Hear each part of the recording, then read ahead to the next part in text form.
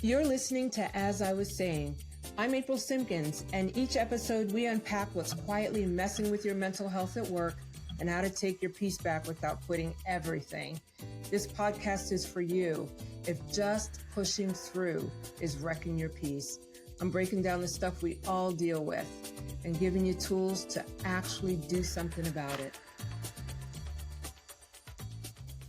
If you have ever walked into HR expecting a therapy session and walked out with a policy link, this episode's for you.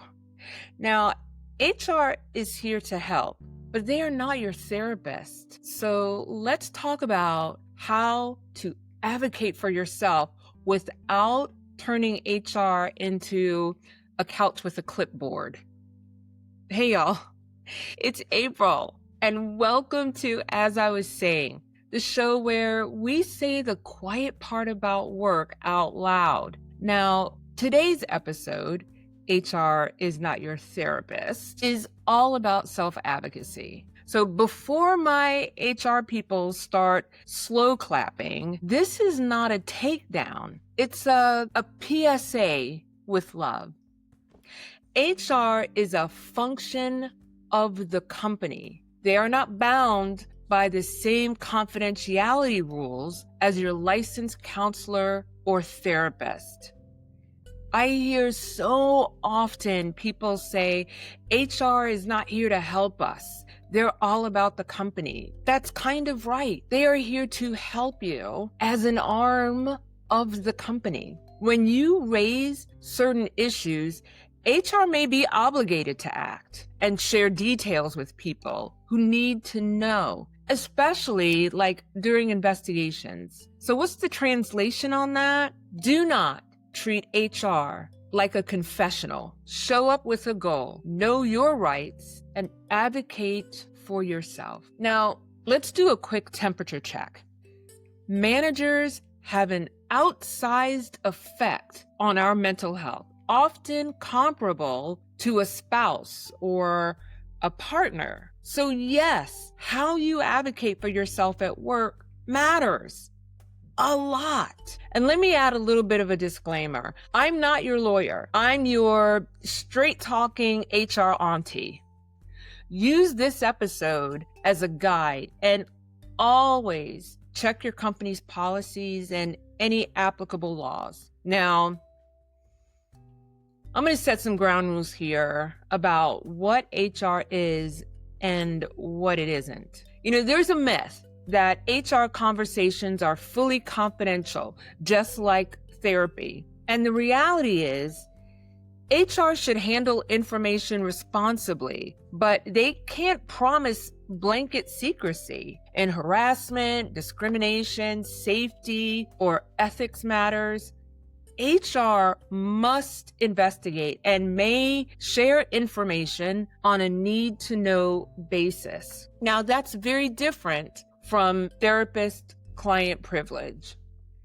And I want to add an additional nugget here. And this one is for the leaders in organizations or the hiring manager inside of organizations. When you bestow on someone the responsibility of being your HR contact for your employees, you need to vet them well and make sure they understand their role when it comes to employee confidentiality. What needs to be shared, as in investigations, and what needs to be kept confidential, specifically when people are talking about medical issues, because that is likely covered under HIPAA.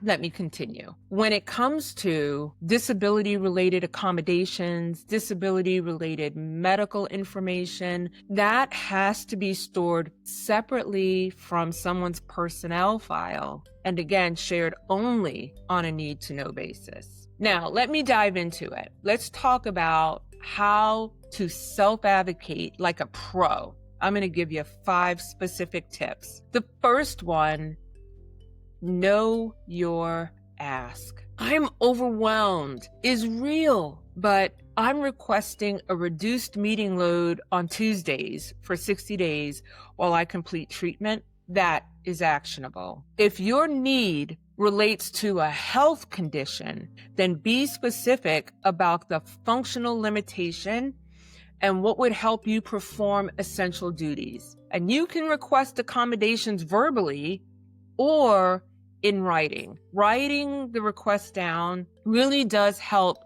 create a paper trail. And I'm going to share with you some resources that you can use to help you get started in these conversations. You'll find them at a website, askjan.org, askjan.org. And there's a tab there at the top for employees. And it's a great place to start when you're trying to figure out what accommodations you might need or how to have these conversations with your physician so they can help talk you through any limitations caused by your disability. And yes, that does include mental health challenges. So when you're talking to your HR contact inside of your organization, you might want to say something like, thanks for meeting with me. I need a temporary schedule adjustment for approximately 8 weeks due to a documented health condition. Adjusting my schedule will help me attend treatment and still meet deadlines. I'm certainly open to talking through some alternatives if there's a better way to meet the same goal. Number 2, on advocacy, do your policy homework. Read your handbook and go to your benefits portal before you knock on HR's door. PTO, sick leave, disability benefits, if you have an employee assistance program, if there are flexible work guidelines, know what exists before that meeting. And knowing that helps to reduce confusion. It allows you to hit the ground running and fully engage in conversation with your HR person because they don't have to start all the way at the beginning of telling you to go and check these things against your ask. Do your own policy homework. Third, know your legal rights. The Americans with Disability Act and Family Medical Leave Act, those may apply. And if a mental health condition substantially limits major life activities, you may have rights to reasonable accommodation under the Americans with Disabilities Act, so long as it isn't an undue hardship on the employer. Let me give you an example. Flexible scheduling, short breaks, noise reduction, telework. You don't necessarily have to disclose a diagnosis. Focus on the limitations and the solutions. Medical information about your disability must be kept confidential. Let me give you an example. Perhaps what you're suffering from is PTSD. Maybe it was triggered by a traumatic event that happened at a previous employer or even in your personal life. And so hearing maybe loud, sharp noises is triggering for you. And so asking to have, a cubicle or a desk located away from perhaps a window where there are large noises coming in from outside, that may be a reasonable request. That's just an example. Family Medical Leave Act.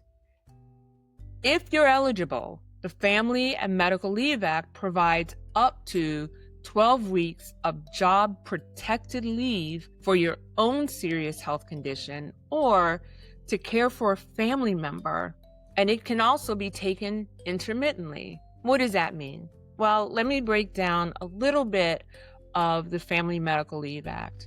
First off, the employer would have to have 50 employees within a 75-mile radius. So even if your employer has 200 employees company-wide working nationally and remotely, if 50 of them aren't within a 75-mile radius, while the employer may meet eligibility because they have 50, you will not be eligible for FMLA because they don't work within 75 miles of where you are. Those are the little things that you'll learn when you go out and do your homework on your rights under certain laws. Number 4, document like a detective. Write down dates and decisions and agreements.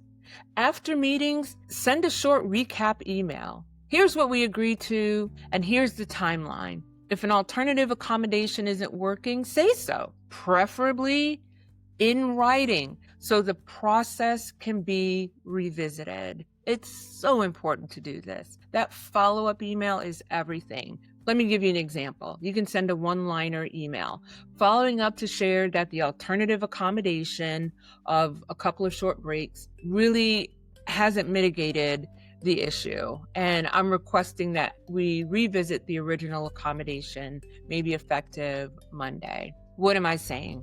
There are times when you may make a request of HR and they are willing to meet that accommodation, and you email that to them, and then maybe your supervisor is kind of pushing against that. Having that paper trail of this is what we discussed allows you to maybe go back to HR and say, this is what we requested, this is what we agreed to, but my manager is saying this, and we just need to renegotiate how we're able to do this. So important.